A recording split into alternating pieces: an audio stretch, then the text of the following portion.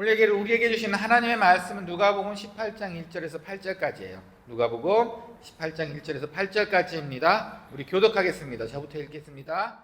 예수께서 그들에게 항상 기도하고 낙심하지 말아야 할 것을 비유로 말씀하여 이르시되 어떤 도시에 하나님을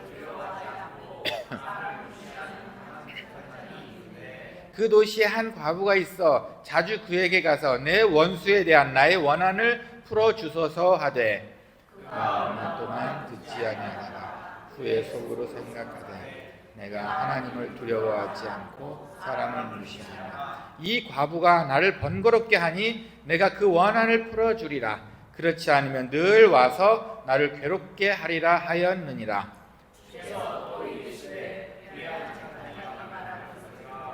하물며 하나님께서 그 밤낮 부르신 택하신 자들의 원한을 풀어주시 아니하시겠느냐? 그들에게 오래 참으시겠느냐? 내가 너희에게 이르노니 속히 그 원한을 풀어주시. 그러나 인자가 올 때에 세상에서 믿음을 보겠느냐 하시니라. 아멘. 오늘은 예루살렘에 가시는 예수님의 모습을 통해서 우리 함께 이야기를 나누고자 합니다. 예수님께서 제자들과 예루살렘으로 올라가시는 동안에 많은 이야기를 나누세요. 오늘 18장을 보는데 사실은 그 이야기는 17장부터 쭉 이어지는 하나의 이야기입니다. 정말 이 세상의 끝은 어떻게 되고 예수님의 재림 어떻게 오실지에 대한 것을 그 먼 길을 걸으면서 제자들과 계속 이야기를 해요. 그런데 제자들은 너무너무 궁금한 게 계속 많아지고 질문을 많이 합니다. 하나님 나라가 그럼 도대체 언제 오는 거예요? 그리고 왜 이렇게 늦게 오는 거예요? 그리고 정의는 언제 이루어지는 거예요? 예수님께 끝없는 질문을 하지만 예수님께서는 그거에 대해서 17장부터 쭉 이야기를 하지만 잘 못 알아듣습니다. 결국 예수님의 대답은 이거예요. 그때까지 너네가 기도하며 낙심하지 말라였습니다. 이제 그것에 대한 예화가 오늘 하나가 나오게 돼요. 억울한 한 과부가 있었죠. 그 과부는 어느 누구도 자기를 도와줄 수 없다는 것을 알아요. 그때 당시 과부는 지금 우리의 여러 가지 층이 있다면 제일 어려운 층의 사람들을 그때 당시는 과부였어요. 남편이 있거나 식구 중에 남자 중에 힘이 있는 사람이 있어야지만 법원에 가서 뭐라도 할 수 있고 힘이 있는 사람이 있어야지만 자기 소리를 낼 수 있었어요. 그것도 없으면 그때 당시엔 제일 힘든 제일 낮은 층에 들어가는 그런 위치였어요. 그런데 이 여인이 너무 억울한 거예요. 너무 억울해가지고 그때 재판관을 찾아가기로 합니다. 근데 그 재판관은 성경에 말하기를 무례한 재판관, 나쁜 재판관이라고 그랬어요. 하나님을 무서워하지 않고 사람을 무시하는 아주 나쁜 재판관이라고 생각했어요. 뭐 대충 보시면 아시겠지만 여기에 나쁜 것까지 하면 이때 당시에 뇌물도 좀 받았을까요? 어쩌면은 뭐 사람을 억울하지만 돈을 위해서 희생도 시켰을까요? 다 포함된 나쁜 재판관이었어요. 근데 이 재판관한테 얘기를 해야 되는데 여인은 힘이 없습니다. 그래서 이 여인이 할 수 있는 거는 매일 찾아가는 거예요. 매일 찾아가는. 얼마나 많은 시간이 흘렀을까요? 결국 그 불의한 재판관은 귀찮아서 그 여인의 소원을 들어주게 됩니다. 하물며 이 불의한 재판관도 이렇게 괴롭히면 소원을 들어주는데 하물며 너희 하나님께서 너희 소원 안 들어주시겠느냐 라는 내용의 오늘의 이야기예요. 오늘의 예화를 통해서 우리에게 주시는 하나님의 음성, 또 우리가 무엇을 해야 되는지 한번 느끼는 시간 되었으면 좋겠습니다. 먼저 이 여인을 통해서 가장 처음으로 배우는 거예요. 여러분, 지혜로운 자들은 포기하지 않습니다. 여러분, 지혜로운 자들은 포기하지 않습니다. 방향을 바꿀 수 있어요. 하지만 포기하지 않습니다. 여러분 어디까지 해보셨나요? 노력해봤습니다. 아니, 사실은 노력 가지고 안 돼요. 포기는 다른 말이에요. 노력해봤습니다가 아니에요. 그냥 포기하지 않는 거예요. 그냥 포기하지 않는 것. 포기하지 않는다는 것은 의미는 그냥 뭐 막연히 기다리는 거, 예, 그럴 수도 있어요. 아니면은 포기하지 않는 거, 이 여인처럼 매일 가서 싸우는 거, 예, 그것도 포기하지 않는 거예요. 그럴 수 있어요. 하지만 잘 생각해 보시면 포기하지 않는 자들은 참 지혜로운 자들입니다. 그들만의 방법을 찾았기 때문에 포기하는 것을 좀 더 미룰 수 있거나 좀 더 포기하지 않고 이겨낼 수 있는 거예요. 그 포기하지 않기 위해서 이를 즐거움으로 만든 사람도 있습니다.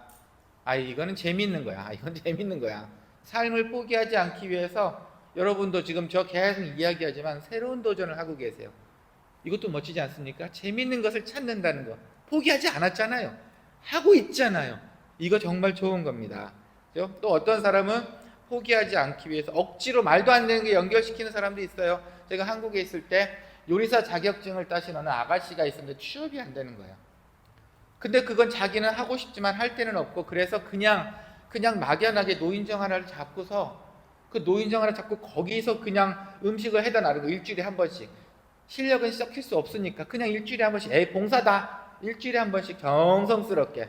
그러더니 꽤 큰 기업에 어쩌 롱스토리지만 어쨌든 합격이 됐어요. 들어가게 됐어요. 아는 분을 통해서 그 노력이 통해서 지금은 개인으로 사업을 하고 계세요. 잘 됐죠? 포기하지 않았다는 거예요. 방법을 바꾼 거예요. 여러 가지 방법을 바꿀 수 있습니다. 지혜로운 자들은 포기하지 않고 방법을 바꿉니다. 오늘의 본문의 여인은 어쩌면 소리 지르는 게 취미일 수 있어요. 그냥 소리 지르는 거야. 난 매일 가서 소리 지를 거야. 재판장님. 한번 생각해 보세요. 그때 당시는 재판장, 높은 권력이 있는 사람도 그렇게 높은 빌딩에 살지 않았어요. 다윗도요, 자기 성전에서 문 앞에 누가 보이는지 보이는 위치에서 살았어요. 그러니까 기껏해야 2층, 3층 정도, 이 정도 높이, 큰 집도 아니고, 그리고 지금처럼 뭐 방음이나 됐겠습니까? 지나가다가 그냥 소리 지르면 다 들렸을 거예요. 이 여인이 어쩌면 그걸 노렸을 수도 있어요. 이 여인의 취미는 소리 지르는 거, 그리고 재판관이 뭐 하는지 시간 체크하는 거, 소리 지르고. 어때요? 어쩌면 포기하지 않는다는 것은 정말 정의 내리기 힘들지만 여러분, 어떻게든 끝까지 갈 수 있는 겁니다. 그냥 그 지혜로운 방법은 우리가 한번 찾아봐야 될 것 같아요. 어떻게든지. 예전에 아마 제가 초대교회 때인 것 같아요. 설교를 하다 이런 예화를 들었어요. 어느 여자아이가 기도를 하고 싶은데 맨날 아침마다 잊어버리는 거예요. 그래서 그 침대 밑에다가 이렇게 쓱 신발을 넣어놓는 거예요. 저 그림 보시는 것처럼, 그죠? 그러면은 아침에 일어날 때 그 신발을 꺼내기 위해서 무릎을 꿇어야 돼요. 그때 생각나는 거야. 아, 맞다. 무릎 꿇기 위해 기도하는 거야. 그러니까 이렇게 예를 들었던 기억이 나요. 근데 그때 당시 어느 분이 이 이야기를 듣고 나서 자기도 포기하지 않는 기도 제목이 있는데 한번 해보시겠다고. 정말 침대 밑에 신발 쭉 넣었다가 아침마다 일어나서 그거 무릎 꿇고, 아, 맞다. 기도. 그렇게 하셔서 1년인가 1년 반 만에 큰 기도 제목이 이루어졌어요. 그게 너무 기뻐서 저한테 와서 말씀을 해주셨던 기억이 나요. 어때요? 별거 아니죠? 침대 밑에 신발 놓는 거 누구나 할 수 있잖아요. 포기하지 않기 위해서 내가 뭔가 방법을 찾는, 그게 중요한 거지. 하나님께서는 포기하지 않는 여러분의 모습을 보는 게 중요한 거지. 그렇죠? 어쩌면 우리가 안 하고 있지 않을까요? 해보고 나서 충분히 해봤어요. 그거는 아닌 것 같아요. 여러분, 포기하지 않는 자는 지혜로운 자입니다. 거꾸로 지혜로운 자는 포기하지 않습니다. 절대. 뭐 독한 사람도 있어요. 저희 정말 1%나 0.1% 들어가는 사람은 자기 목표가 너무 뚜렷해서 열심히 최선을 다합니다. 그게 이루어질 때까지. 저는 아닌 것 같아요. 여러분은 어떨지 모르겠어요. 저는 그 정도는 아닌 것 같아요. 저도 나름대로 지혜로워지기 위해서 여러 가지 방법을 찾아야 되는 나약한 것 같아요. 나약한 사람인 것 같아요. 우리도 그럽시다. 절대로 지혜로운 자들은 포기하지 않습니다. 그리고 두 번째는요, 지혜로운 사람은 싸워야 할 대상이 힘과 권력이 아니라 감정이라는 걸 잘 알고 있습니다. 어쩌면 우리는 늘 생각합니다. 힘과 권력에 대해 싸워야 된다고 생각하죠. 하지만 생각보다 힘과 권력보다는 감정하고 싸울 때가 더 많아요. 그게 더 힘들었다는 거예요. 여러분도 기억이 나실 겁니다. 여인이 싸운 대상은 재판관이에요. 그때 당시에 힘과 권력이라면 최고였단 말이에요. 나는 새도 떨어뜨릴 수 있는 사람이었어요. 정말 무서운 사람이었어요. 하지만 이 여인은 그 힘과 권력에 싸운 게 아니고 감정하고 싸웠다는 겁니다. 그를 괴롭히고 아침마다 가서 소리 지르고, 그 감정, 그로 하여금 내가 힘과 권력이 있고 하나님도 무서워하지 않는 사람인데 저 여인이 귀찮아서 안 되겠어. 감정을 건드린 승리예요. 어때요? 그것도 좋은 방법 아닐까요? 그런데 오늘 내용 예화를 드신 거죠. 왜 하필 그 나쁜 재판관, 제일 높은 재판관, 바꿀 수 없는 나쁜 재판관과 그 당시 사회의 제일 약자라는 그 여인을 사용했을까요? 유대인의 대화법 중에 이런 대화법이 있대요. 그리고 그들은 이런 논리를 많이 해요. 하물며 예수님도 그 얘기를 많이 하셨죠. 예를 들어 이거예요. 내일 뽑아다가 불에다 던질 들풀 있잖아. 이거를 들풀인데도 하나님께서는 예쁘게 옷을 입히셨어. 하물며 너희를 얼마나 소중히 여기시는지 알 거 아니야. 하물며. 유대인의 대화법 중에 예수님도 많이 쓰셨고 사도 바울도 많이 썼어요. 성경에 나쁜 부모도 자기 자식을 아낄 줄 안답니다. 하물며 좋은 하나님께서는 우리를 안 아끼겠니? 이런 반대적인 이거를 위해서 극단적으로 오늘 재판관과 그 여인을 사용하신 거예요. 그러다 보니 극단이 훨씬 더 극단적으로 보이게 됩니다. 그 오늘 내용의 극단적인 내용 중에 하나가 뭐냐면 세상의 어떤 권력보다도 하물며 감정으로 이기는 게 더 중요해. 여인은 법으로 이긴 게 아니고 감정으로 이긴 거야. 예전에 제가 이제 블룸폰테인 그 학교 다닐 때 그때 1년에 한 번씩, 그때는 지금처럼 더 체계적이지 않았어요. 1년에 한 번씩 이제 새 학교에 등록하려면 이게 너무 힘들었어요. 누군가 그 많은 한국분 중에 한 명 누군가 가서 십자가를 메고 그 방법을 찾아내면 그 다음 사람들이 차차차차차차 할 수밖에 없었어요.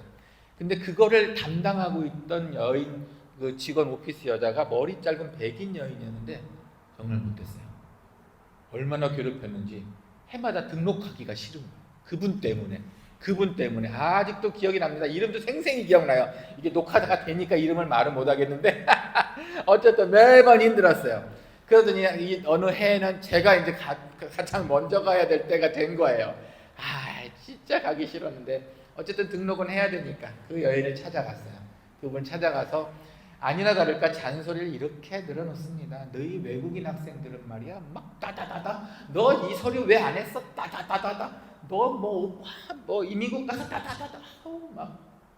그래서 제가 그때는 좀 열이 받은 게 아니고 낙심했어요. 정말 낙심했어요. 아니 영어 한마디도 안 되는 상태에서 유학을 왔으면 좀 도와줘야 되는 거 아니야? 난 네가 혼내는 것 자체도 못 알아듣겠어 속으로만. 그러다가 결국은 얘기했어요. 거의 울먹이듯이. 야, 난 지금 내 딸이 둘이야. 한국에서 생활 다 접고 여기 왔단 말이야. 이거 공부 하나 하려고. 난 네가 뭐라고 하는지 진짜 대부분 다 못 알아들어. 난 너무 힘들어. 해마다 이렇게 해야 하는 게 나한테는 너무 큰 스트레스야. 유학을 안 하고 싶어. 나는 목사야. 하나님께 기도하고 왔는데 난 정말 못하겠어. 조금 애절하게 얘기를 했어요. 근데 그분이 풀렸어요. 그러더니 한참 듣더니 눈을 깔더니 알았다고. 서류를 준비가 좀 덜 된 것 같은데 아까까지는 잔소리하던 분이 서류 막 사인해주니 알았어 가 이렇게 된 거예요. 야 이거구나. 요거구나. 이제 울먹이는 소리도 가끔 써먹을 때가 있구나. 그래서 이제 너무 기뻐가지고 한국분들 목사님들한테 소문을 다 냈습니다. 네, 내가 그분 다 무너뜨려놨어. 이제 그러니까 접수만 하면 돼. 큰 소리 땅땅 쳐놨는데, 근데 어느 목사님이 이분이 너무 싫어서 억지로 초대해서 밥도 먹이고 하신 분이 계세요. 너무 싫으니까. 이분이 그 다음번에 갔는데 안 해준 거예요. 그래서 이분은 그분하고 싸웠어요. 그래서 그 뒤에 한국 분들 다 고생했어요. 저만 통과한 거예요. 저만 통과. 자, 생각해 봅시다. 법대로 하면 그게 맞아요. 그분이 요구한 게 맞단 말이에요. 법대로 하면 그게 맞아요. 그분이 요구한 걸 난 다 했어야 돼요. 싫어도 했어야 되고 내 자녀들이 굶고 있어도 난 이 미국에 갔어야 됐던 그런 상황이었어요. 그런데 이 감정의 호소 그래요. 그걸 건드렸더니 그래도 좀 낫네요. 법대로 싸워야 될 때가 있긴 합니다. 내가 이분한테 가서 법대로 싸웠으면 어떻게 됐을까? 더 시끄러워지지 않았을까? 여러분, 정말 포기하지 않는 자는요, 권력과 힘에 싸우는 게 아니고 감정과 싸우고서 승리하시는 분이세요. 그럴 수도 있잖아요. 왜 우리도 안 될 수도 있잖아요. 그리고 여러분도 알잖아요. 여러분이 건드릴 수 없는 권력이 있다는 거 아시잖아요. 근데 그걸 이길 수 있는 거는 감정이네요. 힘들 때 여러분의 감정을 추스리세요. 그것도 지혜롭고 포기하지 않는 방법입니다. 어려울 때 그들의 탓을 하지 마시고 내 감정부터 챙겨보세요. 새 힘을 얻어야 계속하지 않겠습니까? 이 여인이 그 모습으로 하지 않았나 싶습니다. 세 번째입니다. 예수님께서 그렇게 말씀을 하시고 나서 오늘 말씀 마지막에 다소 이상한 말씀을 하세요. 8절에서 이 얘기를 하십니다.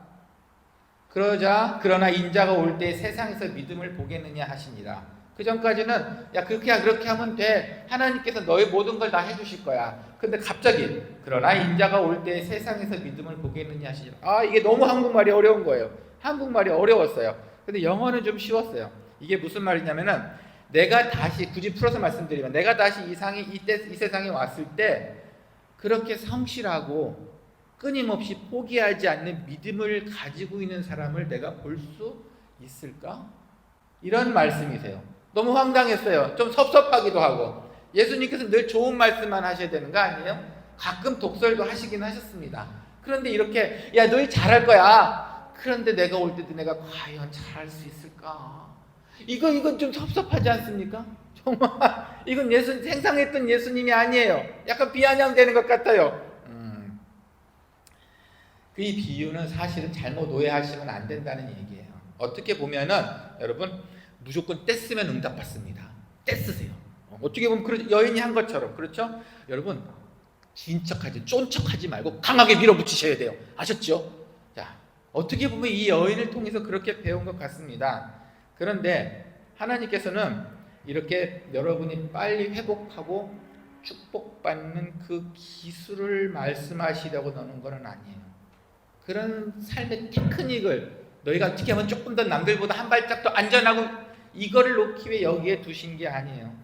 차라리 오늘 내용 더 자세히 해석해 볼까요? 차라리 나쁜 재판관을 설득해서 너의 억울함을 푸는 것보다 끝까지 하나님 신뢰하고 끝까지 기도하고 포기하지 않는 게 더 어려워 라는 이야기입니다. 이거 마지막 한 줄이 이렇게 분위기를 바꾸네요. 우리는 하면 될 줄 알았어요. 그렇죠. 떼쓰고 띵깡부리면 하나님이 다 해주실 줄 알았는데 그게 아니고 오늘 말씀의 포커스는 그렇다 하더라도 너희가 마음이 안 변할 자신이 있니? 차라리 그 어려운 사람 마음 바꾸는 게 더 쉽고 끝날에 너네가 마음 변하지 않는 믿음을 내가 널 보는 게 더 어려워 라는 이야기십니다. 종교개혁자 마틴 루터가 있어요.